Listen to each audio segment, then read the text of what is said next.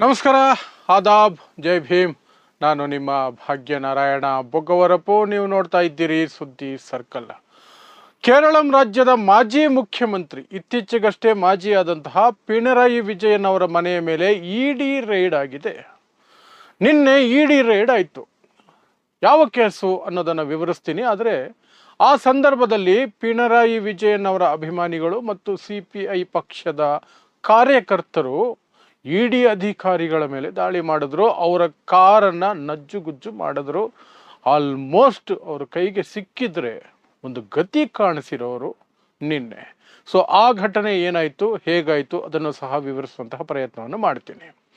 So Modi, Amit Shah ಇವರ ಏನು ವಿರೋಧ ಪಕ್ಷಗಳ ಬೇಟೆ ಏನಿದೆ, ಇಡಿ, IT, CBI ಇಂತಹ ಒಂದು ಸಂಸ್ಥೆಗಳನ್ನು ಮುಂದೆ ಬಿಟ್ಟು ಅವರನ್ನು ಮಟ್ಟ ಹಾಕೋದು, ಹೆದರಿಸೋದು, ಬೆದರಿಸೋದು, ಏನೇನೋ ಮಾಡುವಂತಹ ಕುಚೇಷ್ಟೆ ಇದೆಯಲ್ಲ, ಅದು ಮುಂದುವರಿದ ಭಾಗವಾಗಿ ಕೇರಳಂ ರಾಜ್ಯದ ಮಾಜಿ ಮುಖ್ಯಮಂತ್ರಿ ಪಿಣರಾಯಿ ವಿಜಯನ್ ಅವರ ಮನೆಯ ಮೇಲೆ ನಿನ್ನೆ ಇಡಿ ರೈಡ್ ಆಯಿತು.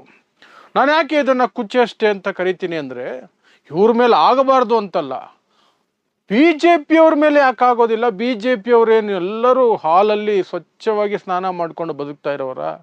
ಪ್ರತಿಯೊಬ್ಬ BJPಗೂ ಭ್ರಷ್ಟನೇ. ನೀವು ಮುಖ್ಯಮಂತ್ರಿಗಳಿಂದ ತಗೊಳ್ಳಿ, ಅವರು ಭ್ರಷ್ಟರು ಅಂತ BJP ಅವರೇ ಹೇಳಿರ್ತಾರೆ. ಯಾಕೆಂದ್ರೆ ಅವರು ಬೇರೆ ಪಕ್ಷದಲ್ಲಿದ್ದವ್ರನ್ನ ಎತ್ತಾಕೊಂಡು ಬಂದಿರೋದು. ನೀವು ಅಸ್ಸಾಂ ರಾಜ್ಯದ ಮುಖ್ಯಮಂತ್ರಿ ಬಿಸ್ವ ಸರ್ಮಾನ ತಗೊಳ್ಳಿ, ಇತ್ತೀಚೆಗಷ್ಟೇ ಪಶ್ಚಿಮ ಬಂಗಾಳದಲ್ಲಿ ಮುಖ್ಯಮಂತ್ರಿಯಾಗಿರುವಂತಹ ಸುವೇಂದು ಅಧಿಕಾರಿನ ತಗೊಳ್ಳಿ, ಅವರನ್ನು ಭ್ರಷ್ಟರು ಅಂತ ಹೇಳಿದ್ಯಾರು, ಜಗತ್ತಿಗೆ ಪರಿಚಯಿಸಿದ್ಯಾರು? ಇದೇ BJP. ಆದರೆ ಅವರ ಮೇಲೆ BJPಗೆ ಬಂದ ನಂತರ ಒಂದಾದರೂ ರೈಡ್ ಆಗುತ್ತಾ, ಒಂದಾದರೂ ಕೇಸ್ ಆಗುತ್ತಾ ಅಂದರೆ ನೋ. ಆದರೆ ಬೇರೆ ಪಕ್ಷದವ್ರ ಮೇಲೆ ಆಗುತ್ತೆ. ಸೊ ಅದೇ ರೀತಿ, ಅದಕ್ಕೆ ನಾನು ಅದನ್ನು ಒಂದು ರೀತಿ ಕುಚೇಷ್ಟೆ ಅಂತ ಕರೆಯೋದು. ಸೊ ಪಿಣರಾಯಿ ಮನೆ ಮೇಲೆ ನಿನ್ನೆ ಒಂದು ರೈಡ್ ಆಯಿತು. ಯಾವ ಕೇಸು ಅದು? ಆ ಕೇಸು ಆ್ಯಕ್ಚುಲಿ ಪಿಣರಾಯಿ ವಿಜಯನ್ ಅವರ ಮಗಳಿಗೆ ಸಂಬಂಧಪಟ್ಟಿದ್ದು. ಸೊ ಏನದು ಕೇಸು ಅಂದರೆ, ಕೊಚ್ಚಿನ್ ಮಿನರಲ್ಸ್ ಅಂಡ್ ರೂಟೈಲ್ ಲಿಮಿಟೆಡ್ ಅನ್ನುವಂತಹ ಒಂದು ಕಂಪನಿ, ಮೈನಿಂಗ್ ಕಂಪನಿ.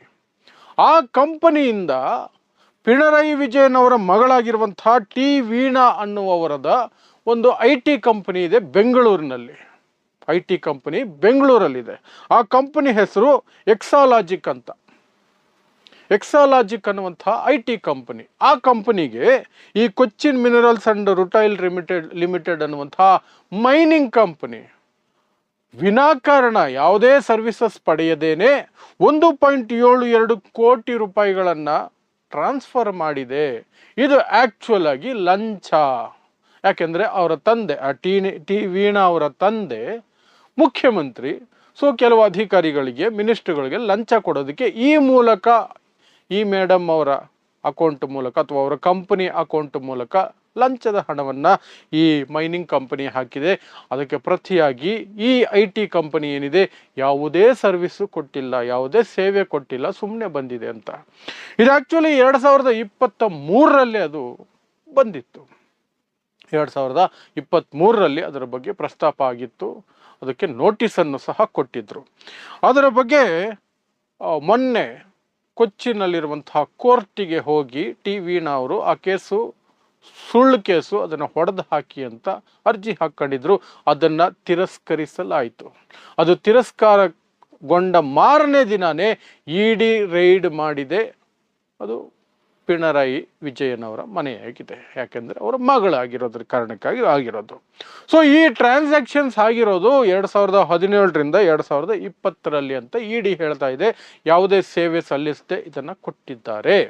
ಸೊ ಅಲ್ಲಿಗೆ ಅದೊಂದು ಫ್ರಾಡ್ ಕೇಸು, ಅದೊಂದು ಮನಿ ಲಾಂಡ್ರಿಂಗ್ ಕೇಸು, ಲಂಚದ ರೂಪದಲ್ಲಿ ಕೊಟ್ಟಿರುವಂಥದ್ದು ಅಂತ.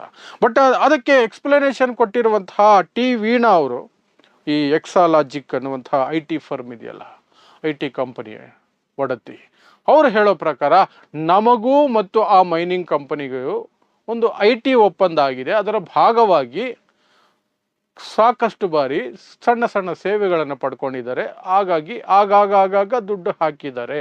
ಒಂದೇ ಬಾರಿ ಹಾಕಿರೋದಲ್ಲ. ಇಡಿ ಹೇಳ್ತಾ ಇದೆ, ಹೌದು ಒಂದೇ ಬಾರಿ ಹಾಕಿರೋದಲ್ಲ, ಇದು ಮಂತ್ಲಿ ಹಫ್ತಾ ವಸೂಲಿ ರೀತಿಯಲ್ಲಿ ಮಂತ್ಲಿ ವಸೂಲಿ ಮಾಡಿದಿರಿ.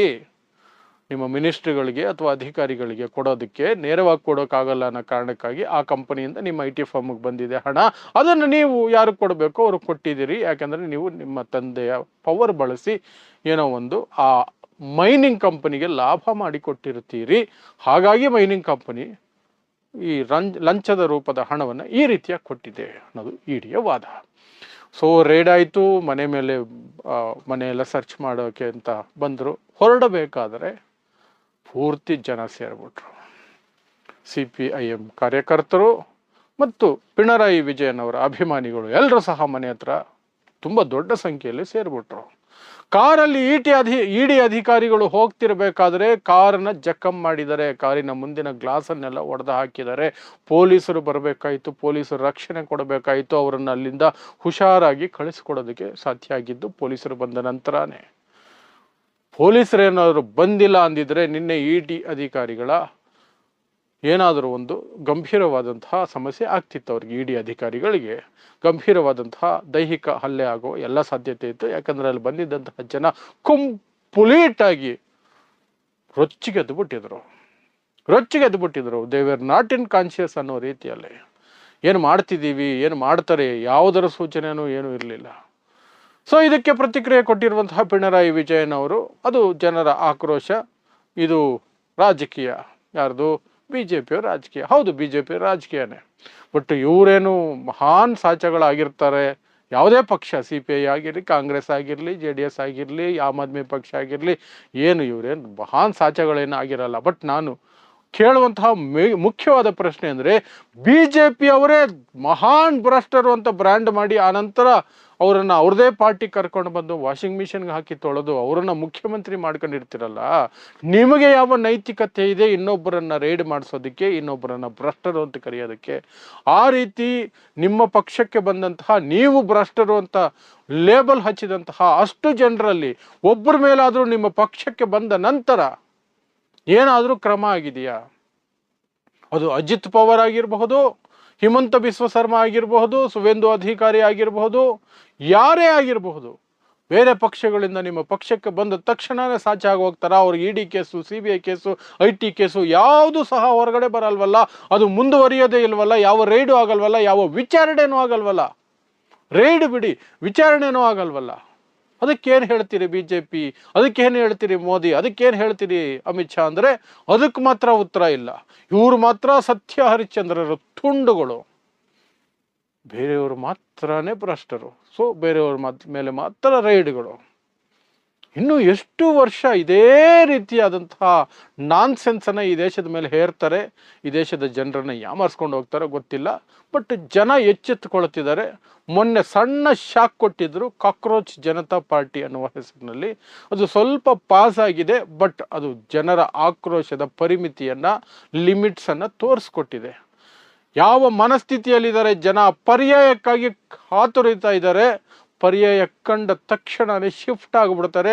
ಆಮೇಲೆ ಈ BJP ಅವರಿಗೆ ಒಂದು ಕ್ಷಣನೂ ಅಧಿಕಾರದಲ್ಲಿರೋದಕ್ಕೆ ಅವಕಾಶ ಕೊಡೋದಿಲ್ಲ, ಒಂದು ಕ್ಷಣನೂ ಅಧಿಕಾರದಲ್ಲಿರೋದಕ್ಕೆ ಅವಕಾಶ ಕೊಡೋದಿಲ್ಲ. ಇಂತಹ ಬೂಟಾಟಿಕೆ, ಇಂತಹ ಒಂದು ಸುಳ್ಳು ಬರುಕತನದಲ್ಲಿ ಈ ನೀಚತನವನ್ನು ಮಾಡ್ಕೊಂಡು ಹೋಗ್ತಿದ್ದಾರೆ. ಸೊ ಇದಿಷ್ಟು ಕೇರಳದಲ್ಲಿ ಪಿಣರಾಯಿ ವಿಜಯನ್ ಮಾಜಿ ಮುಖ್ಯಮಂತ್ರಿಗಳ ಮನೆ ಮೇಲೆ ಇಡಿ ಅಧಿಕಾರಿಗಳು ದಾಳಿ ನಡೆಸಿದಂತಹ ಸನ್ನಿವೇಶ, ಯಾವ ಕೇಸು ಮತ್ತು ಏನಾಯಿತು ಅಲ್ಲಿ ಕಾರ್ಯಕರ್ತರು ಮತ್ತು ಅಭಿಮಾನಿಗಳು ಸೇರಿದಾಗ ಇಡಿ ಅಧಿಕಾರಿಗಳ ಕಾರನ್ನೆಲ್ಲ ಜಖಂ ಮಾಡಿದ್ರಲ್ಲ, ಅದಕ್ಕೆ ಸಂಬಂಧಪಟ್ಟಂತಹ ಸುದ್ದಿಗಳು. ಸೊ ಇಂತಹದ್ದೇ ವಿಶೇಷ ಸುದ್ದಿಗಳಿಗಾಗಿ ನೋಡ್ತಾ ಇರಿ ಸುದ್ದಿ ಸರ್ಕಲ್. ನಾನು ನಿಮ್ಮ ಭಾಗ್ಯನಾರಾಯಣ ಬೊಗವರಪು.